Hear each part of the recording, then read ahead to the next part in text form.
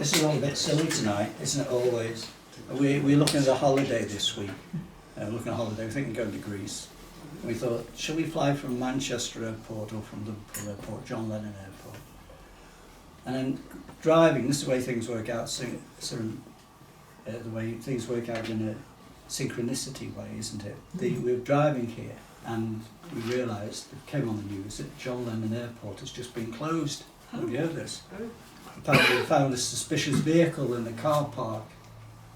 It's taxed, it's got 4 wheels, radio, it's locked. You can tell that, Joe. You can tell. He can't tell.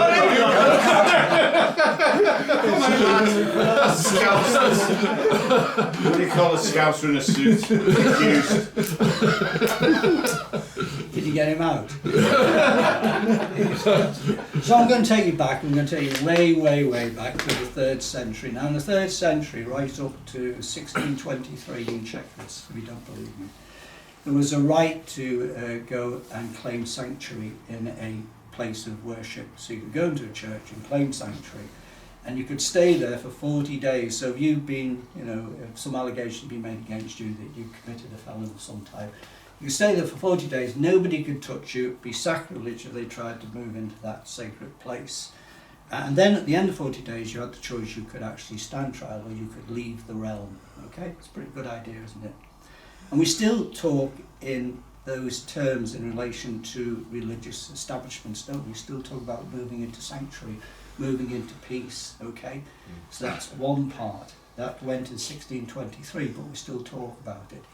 And then the other part I want to talk about is civil disobedience. Civil disobedience is this idea where as a matter of law, matter of jurisprudence, a government should only pass laws which are good for people and protect people. So if we believe that a law is not right and good, then we have a duty to actually go and protest against that law. And this is a convention in law which has been long-standing. So if we wanted to oppose a law, we would do it in a civil way. We would civilly challenge the civil authority, civil disobedience. So this was something which a number of philosophers, David Henry Thoreau, would actually promulgated, and also Mahatma Gandhi actually did a lot of civil disobedience. He got hit a lot, but he didn't hit back.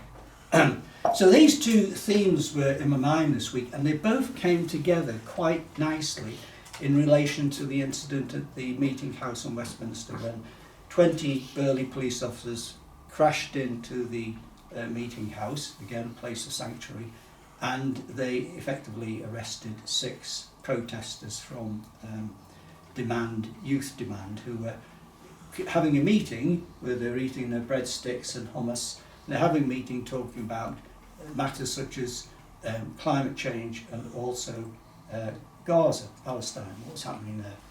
Okay, so this impacts that idea of civil disobedience and the right, when you go to court, to actually say why you did something, so you can actually explain to the court the conscience behind the act. And provided it was not violent, the idea is the court would look upon you with leniency, okay? But that idea too has been knocked on the head. Recently you might have read a number of court cases where that's not been the case, where the judge has said, no, you're not allowed to actually explain why you did and carried out your act, okay? And there's been some long prison sentences imposed on some people who've done nothing but peaceful protest. So this is a poem which is a bit light-hearted, which brings those two ideas together, and in relation to the Westminster affray in regard to the meeting house this week. So here we go. The history books are full of the names of brave Quakers who to the beliefs remain faithful and true. Elizabeth Fry, William Penn, Margaret Fell, famous ones too, Annie Oakley, Joan Byers, James Dean, Richard Nixon, to name but a few. Yet others, I believe, will be remembered well by only their brave deed when tyranny they attempted to quell. The 25th of March 2025, well, what a to-do.